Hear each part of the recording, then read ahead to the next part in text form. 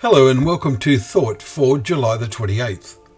Our readings are 2 Samuel chapter 14, Jeremiah chapter 18 and Romans chapters 1 and 2.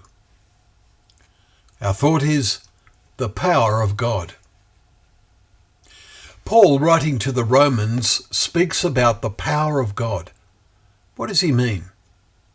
He is not referring to the physical power such as will be shown at the time Jesus returns, when the greatest earthquake ever, as recorded in Revelation 16 verse 18, and other terrible events will occur. In today's reading in Romans, Paul writes of the gospel saying, "For I am not ashamed of the gospel, for it is the power of God for salvation to everyone who believes." Chapter 1 verse 16.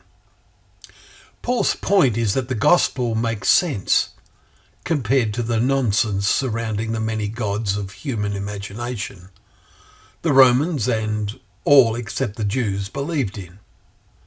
Today we can say it makes sense compared to the nonsense that so many teach about evolution, which more and more willingly accept as true.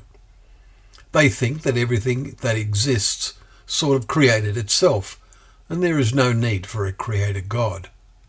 Much of this attitude seems to be motivated by a desire to be free from the restrictions of God's laws which are imposed on their lives.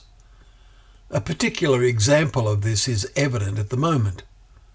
In chapter 1, verses 26 to 27, Paul particularly singles out acts of homosexuality, writing, "Therefore God gave them up in the lusts of their hearts, to impurity, to the dishonouring of their bodies."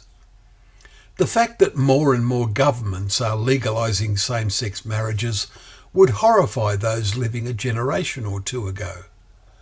But most of all, what must God think? What action will he take? But we need to also realise that to believe a gospel about believers having a future life in heaven is also nonsense, and as a falsehood, and has no power at all.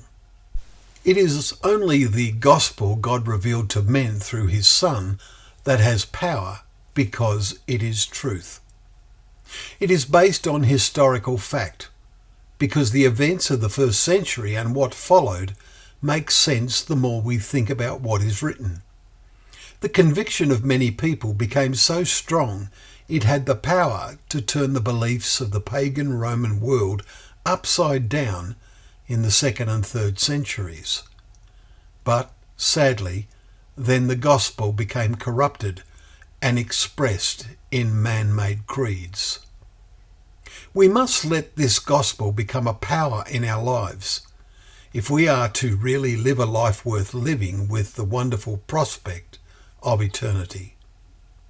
We must not let ourselves be influenced by those who scoff at the power of God.